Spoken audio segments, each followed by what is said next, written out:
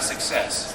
But more importantly, I hope you will continue to nurture within yourselves the open, optimistic, and good-natured characters that will keep you young, active, inquisitive, and joyful for all of your lives. Thank you and congratulations.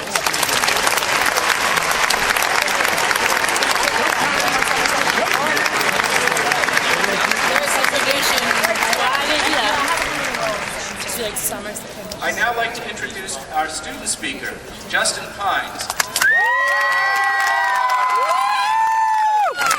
Livingston, New Jersey, Justin's a graduate of the Solomon Schechter Day School in West Orange. A communications major with an English minor, Justin has been included on the Dean's List in all 4 of his years at Penn. He's the executive chair of Penn Hillel, a board member of the Undergraduate Communication Society and the class of 2005 class board.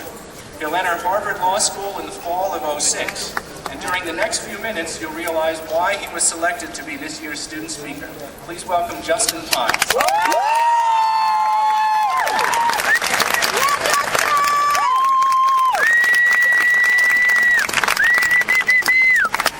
Deans, members of the faculty, peers, families, and friends, it is truly an honor to stand before you today. Before I begin, I have a confession to make. I'm in love.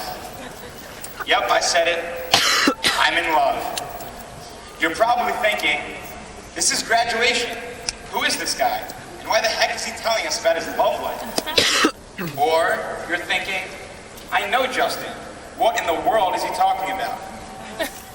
Or, if you're my grandparents, you're probably thinking, what? A girlfriend? Who is she? Does she have a nice family? Hey, Bob. Well, sorry to disappoint you, Bubby, Baba, and Zadie, but I'm in love with Penn.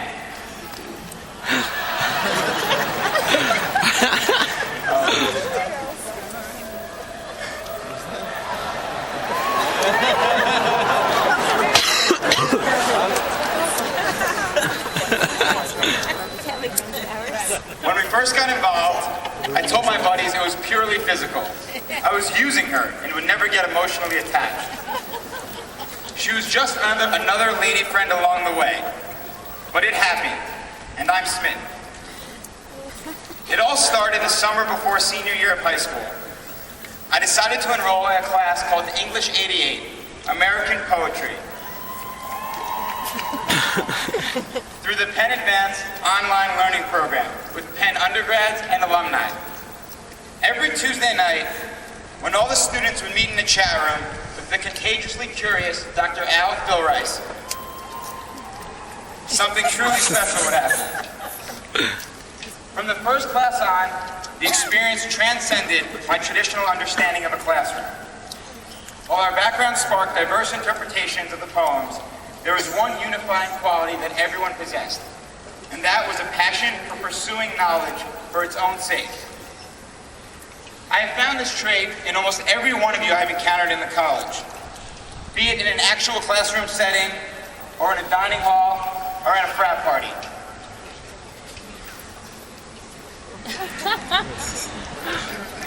We are a curious people, and we need to know more. It is for this reason that so many of us feel a sense of panic as we leave.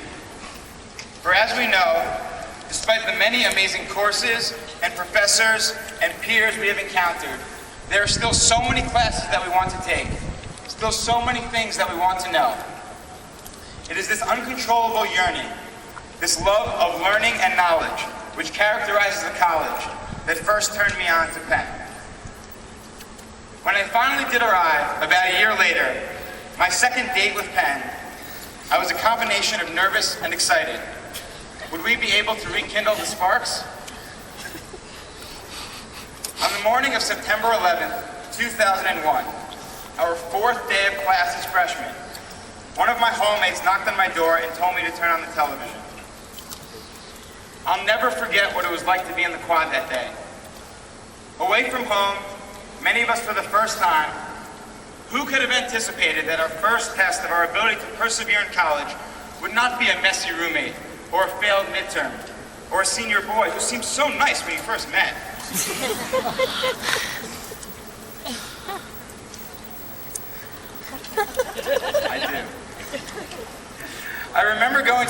room when a short, red-headed girl burst in tears. Her father and uncle had a meeting in the Twin Towers that morning, and she couldn't get in touch with them or her mother. I remember hugging her with everything I had in me, even though we had never met before.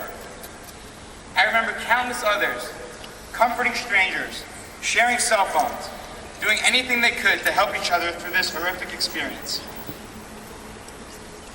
What I realized about Penn that day was that, although I had left my family and home on the other side of the Ben Franklin Bridge, I had a new family and a new home. Penn is much more than a school. This rare campus within a city is a home. When we stroll down Locust Walk, there is a feeling of community, a feeling of security. Penn had provided more than a lustful love of learning for me. She had now opened her arms to me with the love of a partner, a family member. But what good is a loving woman who is passionate about learning if she has no personality? I mean, what do you do with her on the weekends?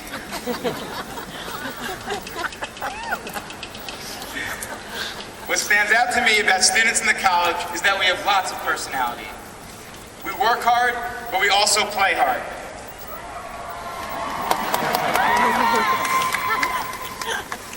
At spring fling of my sophomore year, I remember seeing the guy who answered every question in my 9 a.m. communications recitation dancing his face off in the quad, going absolutely nuts. The next Monday, he was back in class, participating as usual. The point is that he is more than just a brain. He's passionate about life and living, as are the rest of us in the college. And it doesn't matter how you get your groove on. One frequents jazz clubs downtown. One drives to the Jersey Shore to surf. One plays a North Indian drum. One goes flounder fishing. One is devoted to religion. Everyone is in an a cappella group. The list goes on. For the pursuit of knowledge for its own sake, the true sense of family we feel, and the wide range of complex personalities that go beyond the classroom, I love Penn, and I know that many of you love her as well, for your own reasons. So while it's time for me to move out, she will always have a place in my heart. And though I know we know everything, and we do know everything, I guess my advice to you, my peers, is to keep doing what you're doing. Continue to thirst for knowledge.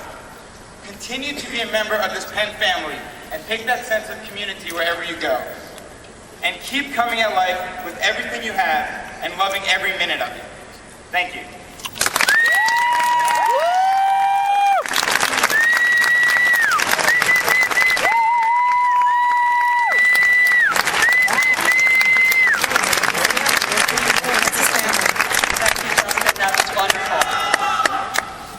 So it's a special privilege for me to introduce our guest speaker, college alumnus, Michael.